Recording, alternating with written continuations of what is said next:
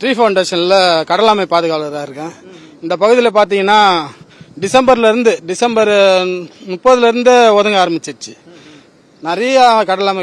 எதனாலனா கில்நெட்டு இந்த ட்ரால் போட்டு வந்து ஸ்பீட் போட்டுனா அது வந்து 30 அடி ஆளுனா 30 அடிக்கு மேலே வரும் அந்த வலையில் ஆமை எது போனாலும் அது மூச்சு திணறி இறந்துடும்.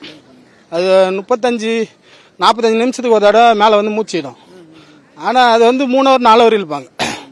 அதனால் உள்ளே போகிறதெல்லாம் மூச்சு திணறி இறந்து போயிடும்.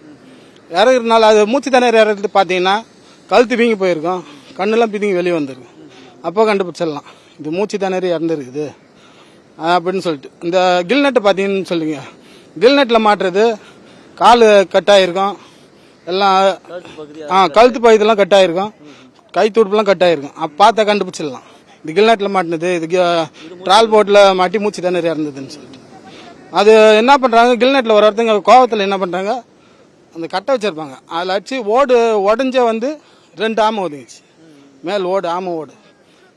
இந்த கில்நெட்டு ட்ரால் போட்டு திருக்க வலை இதெல்லாம் முக்காசி அதான் 5 நாட்டிகள் மேலே இழுக்க சொல்லிக்கிறாங்க, உள்ளே இழுக்க சொல்லிக்கிறாங்க. ஆனால் அவங்க மதிக்காத கரையவே வந்து இழுத்துன்னு இருக்காங்க.